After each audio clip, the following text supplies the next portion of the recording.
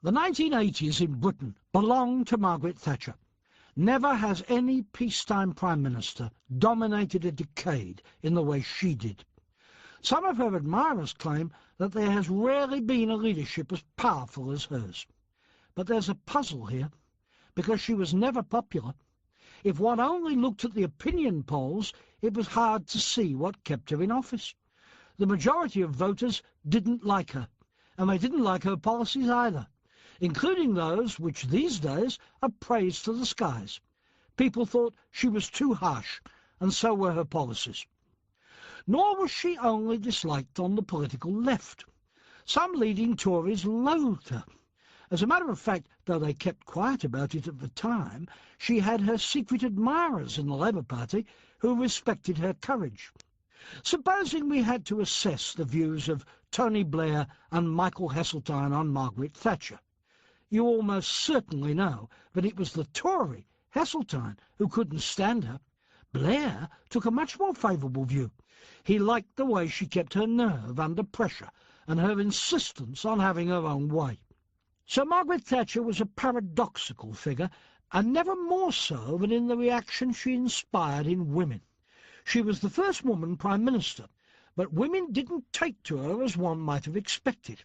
This became a common talking point in the media at the time. One of the researchers who worked with me in television in the early 80s was due to have lunch with a woman Tory MP, and asked me what this MP thought of Thatcher.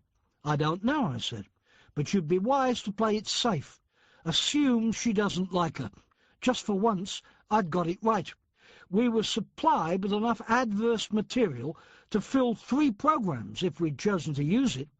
According to this well-known female politician, Thatcher was wrong about everything, was dangerously unstable, and her government was going to fall apart pretty quickly.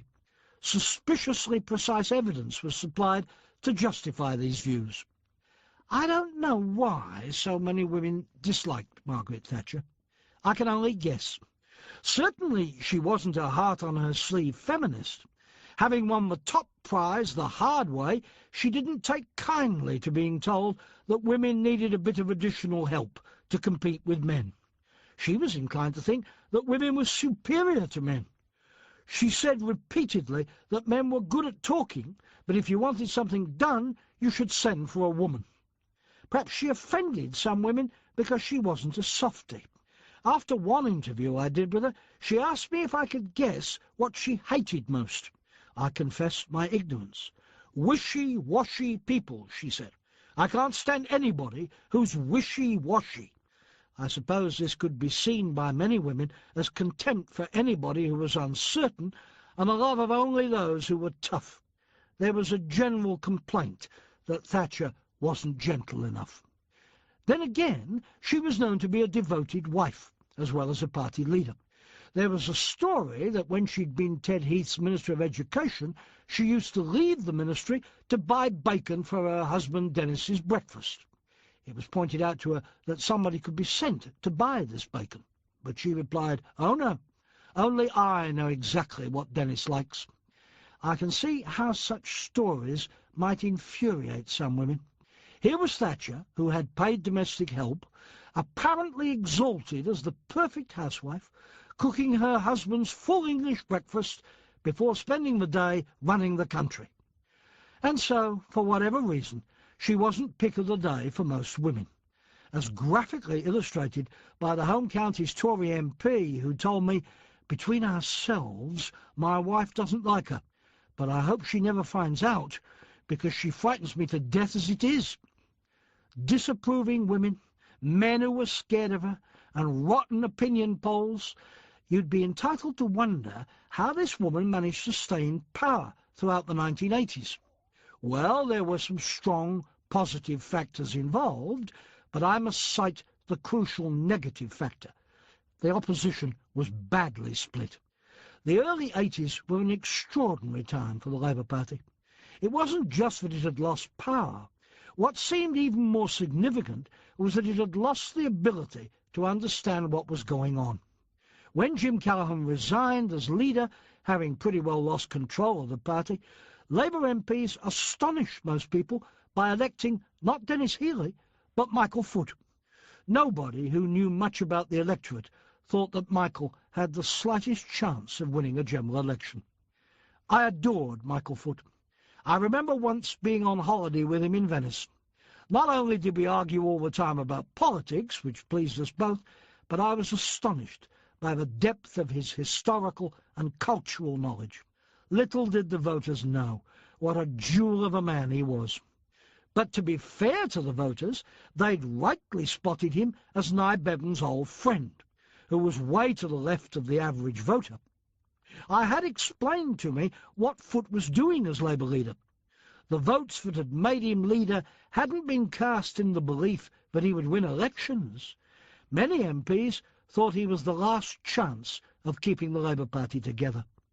Astonishingly enough, Foot was soon outflanked on the left by Tony Benn, who looked as if he might become leader, and who got the party to accept many of his policies. I liked Benn because he was a superb House of Commons man, an adornment to Parliament. But he had less chance than Foot of winning a general election. I had to rub my eyes to believe what was going on, and I wasn't alone. The shrewd Labour MP Gerald Kaufman described Labour's 1983 election manifesto as the longest suicide note in history. By then, the old Labour Party had split. The Gang of Four, Roy Jenkins, David Owen, Shirley Williams and Bill Rogers, had left the Labour Party and formed the new Social Democratic Party. The SDP teamed up with the Liberals as the alliance for the 1983 election and polled nearly as many votes as the Labour Party. It was this split amongst her opponents that massively strengthened Thatcher's hand. But nobody wins without some strong cards to play, and Thatcher had hers, though very few believed it in her early years as Prime Minister. Her cabinet was well stocked with the group she contemptuously called wets, whom she only slowly got rid of. One of them told me over drinks, "You know, this isn't going to go on more than another 6 months. It can't work. She's too harsh." Harsh, that word again. All her critics used it. Most of her policies, including those we are told marked a fresh start for the British economy, were damned at the time as harsh. The way the story is now told is that the sturdy British people saw through this partisanship and rallied to their gallant leader, whom the Russians had called the Iron Lady. They may not have liked her, but by heavens they respected her. That's the yarn we're now given, and I can tell you that it isn't true. In early 1982, Thatcher's opinion poll ratings were appalling, and she was a deeply unpopular figure. The skids were well and truly under her. And then came the Falklands War. It changed everything. In general, the British like a quiet life. When things are peaceful, we're genuinely shocked by anything we see as harsh. Nor are we first in the queue for radical change. Nothing that Thatcher had to offer was ringing any bells, but that was in peacetime. The Argentinian invasion of the Falklands was the turning point in her career. British forces showed great skill and courage in the conflict, and the British public was rightly proud as it watched the reports on television. And they had little doubt that Thatcher had been the vigorous leader of the war. She had unhesitatingly taken hard decisions. It was then that many people began to say that though they didn't necessarily like her, they had to admit that they respected her. Thatcher was by temperament a warrior. The Falklands changed the angle from which most people viewed her. Plainly she was hopeless at whispering the sweet nothings of politics. She had no soft side, and all the St. Francis of Assisi stuff dreamt up by speechwriters rang horribly false. That much people had already decided.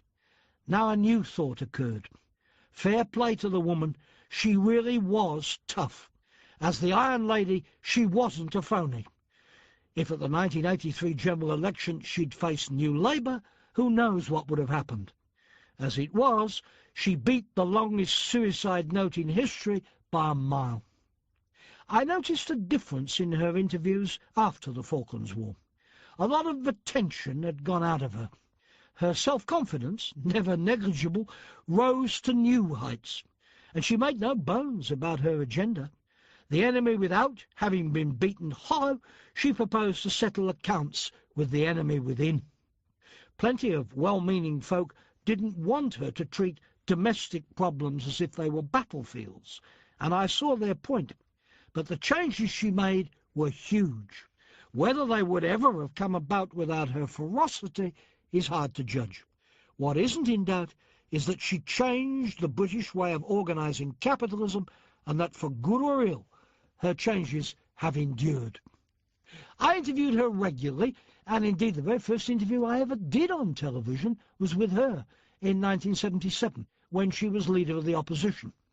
I found her a woman of the most striking contrasts.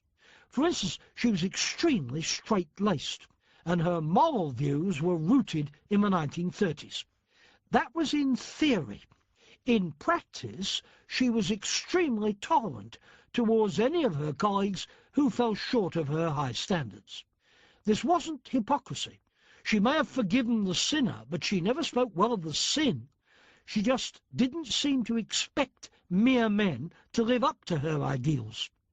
This mixture of rigid theory, modified by worldly common sense, dominated most of her actions.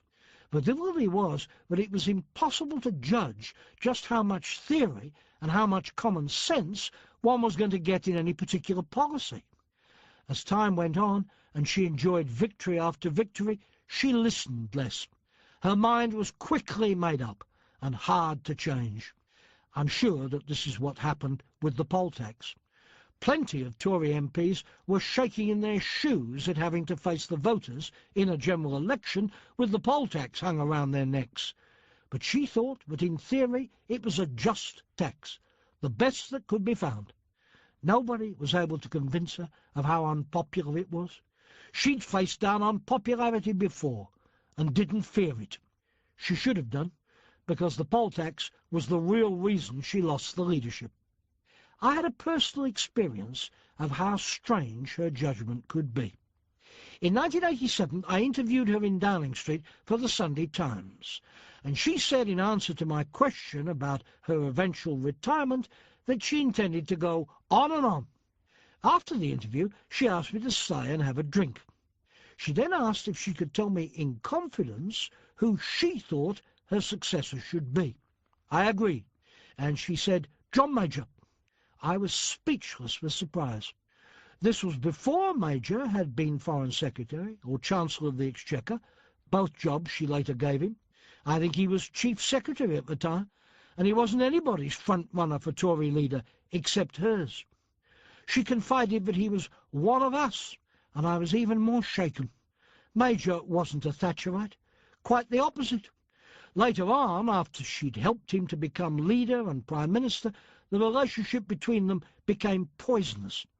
How she can possibly have supposed that Major, who later pronounced her mad and loopy, and wanted her, as he put it, isolated and destroyed, shared her views, is beyond my understanding.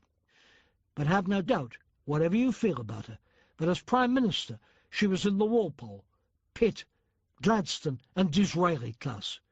Which of us can truly understand such people?